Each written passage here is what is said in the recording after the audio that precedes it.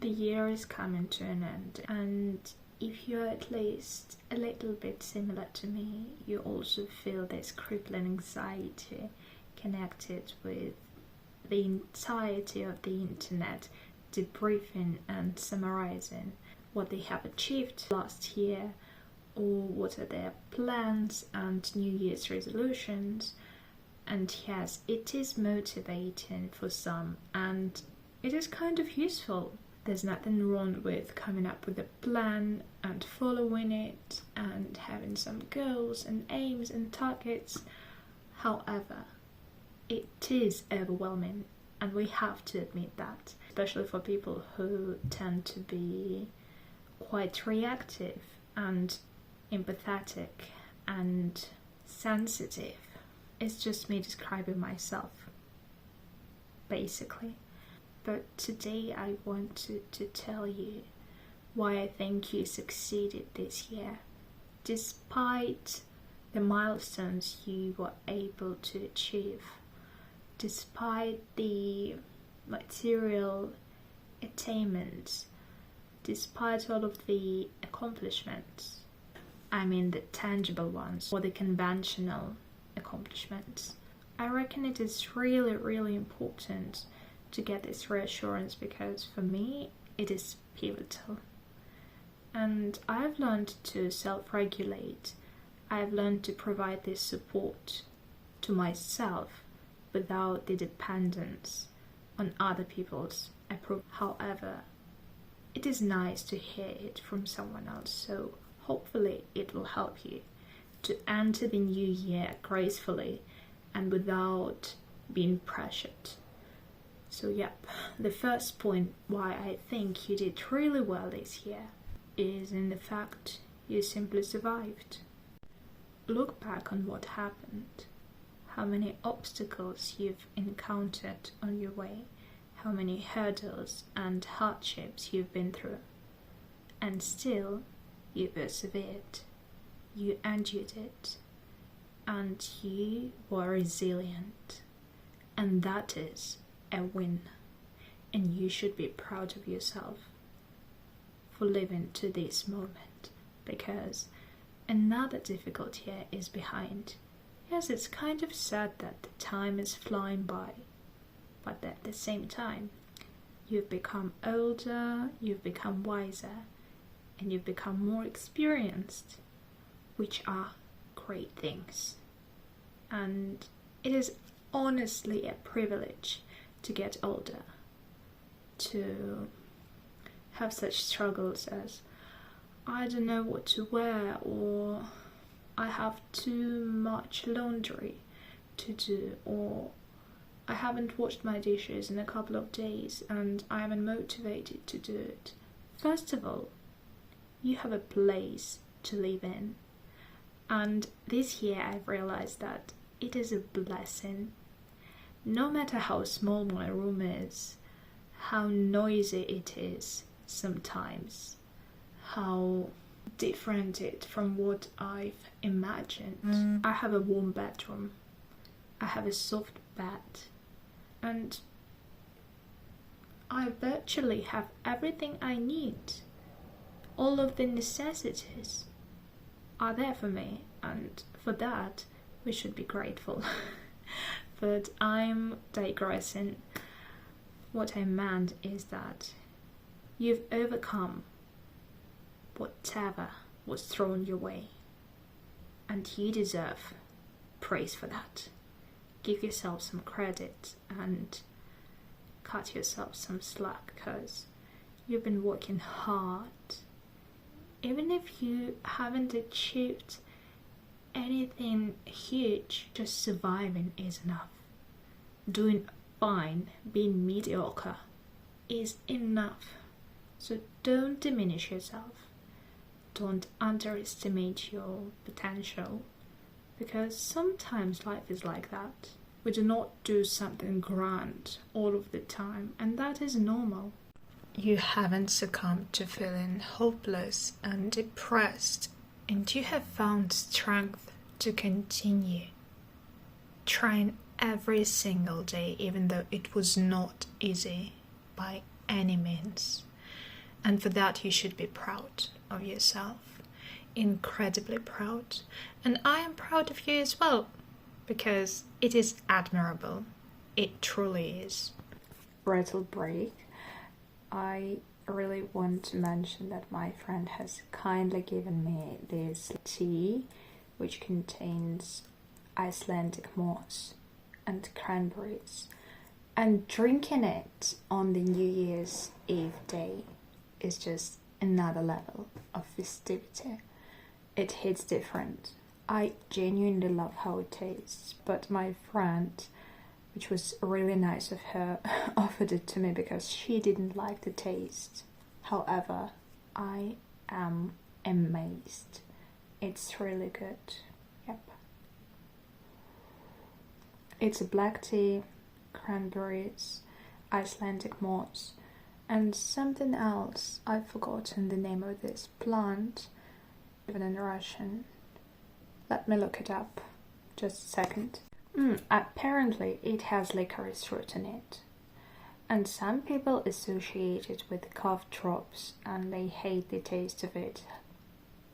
In the meantime, I'm in love. So yep, let me sip my tea and continue telling whatever's on my mind. So, frankly speaking, I believe that boiling down your healing journey, your growth, to just some kind of a race and endless dissatisfaction and strive to become more is rather wrong and harmful also. So I need you to understand that growth and evolvement are not restricted by the framework of motivation, productivity, and being tired all the time and doing more and doing better and jumping higher. It's not only about that. It's great if you pursue perfection, but I personally, strongly, firmly believe that perfection does not exist, and it is impossible to ever get to that place. So we might as well just enjoy our journeys as much as it is possible without beating ourselves up if we skip our meditation today, if we forget to meal prep for the week, if we don't feel like going to the gym or doing the homework, or if we do not feel as proactive at work. That is normal. That is alright. We're human beings. We're not robots. Thankfully, because actually this whole artificial intelligence narrative scares the shit out of me. I hate it. Sorry for swearing, but that's true. However, you've managed to reach this point.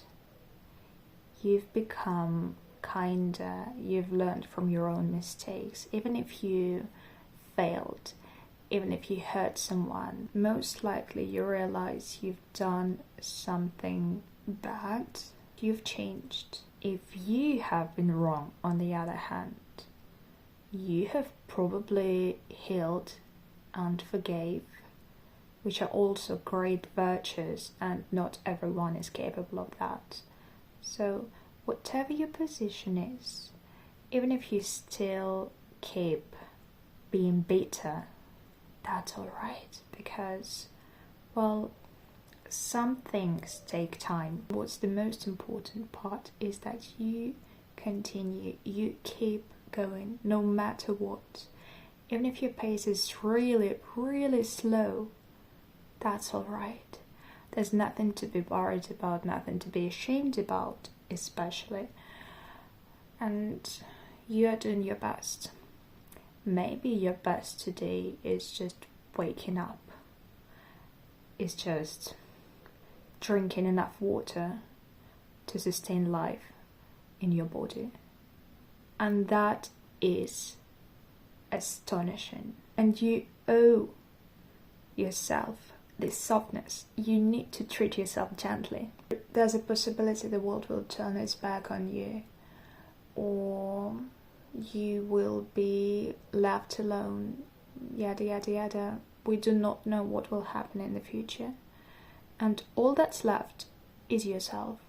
So you better become your best friend, you better become your ally, and you have to walk with yourself. You have to help yourself instead of compromising and criticizing yourself all of the time. It's really, really bad for your mental health and for the overall atmosphere around you, your environment. You kind of make it worse by being too strict. Of course, there is a fine line between indulgence, laziness, even though I do not believe in such a concept, but still, and self-care and rest. But you have to find this balance. You have to navigate how to live purposefully without overworking yourself to the point of absolute fatigue and exhaustion. It is not worth it. Never. So my only advice is, yes, of course, follow your dreams, set some goals, but do not ever abuse yourself. Yeah, it sounds kind of dramatic, but this is what some of us are doing to ourselves, and that is really, really upsetting. Don't become another constituent that adds to the cruelty you experience in this lifetime, because the world is scary sometimes, and you don't want to make it even worse by being your own enemy. Keep it in mind, please. And I wish you all the best. I hope you know that you deserve everything in this world, and you are capable of everything. There's nothing impossible for you. Just keep trying.